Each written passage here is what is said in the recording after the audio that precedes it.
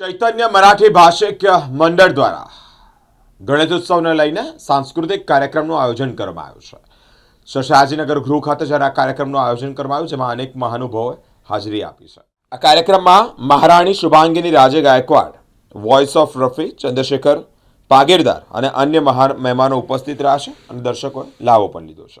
આજે ચૈતન્ય મરાઠી ભાષિક મંડળ નું 20 વર્ષ પૂરું થયું છે, એટલે ખાસ એમને પ્રમુખ શ્રી મિલિંદ બોરસ અને એમના સભાસદ વર્ગોને અને આ જેટલું સુંદર કાર્યક્રમને આયોજન કર્યું એટલે એમને ખૂબ ખૂબ અભિનંદન અને શુભેચ્છા આપું છું.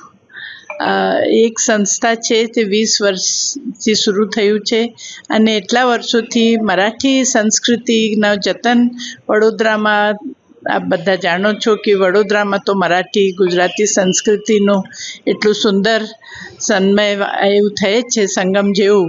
તો મરાઠી ભાષા, મરાઠી સંગીત, મરાઠી સંસ્કૃતિ, અનેક કલાકાર, આ બધુંનું જતન આ મંડળ તરફથી થયું છે, એટલે મને ખૂબ આનંદ છે.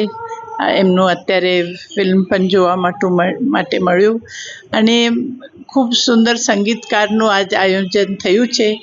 શ્રી રામચંદ્રન એક ખૂબ આપણે ફેમસ સંગીતકાર હતા. અનેક સુંદર ગીતો આ ફિલ્મ માટે એમને તૈયાર કર્યું હતું, જે આપણું સુંદર ગાયિકા લતાજીને સ્વરબદ્ધ કર્યા હતા. તો આજ એમનું આયોજન થયું છે અને આજના વડોદરાના કલાકાર જ આ પ્રસ્તુત કરે છે, એટલે એમને પણ ખૂબ અભિનંદન કરું છું.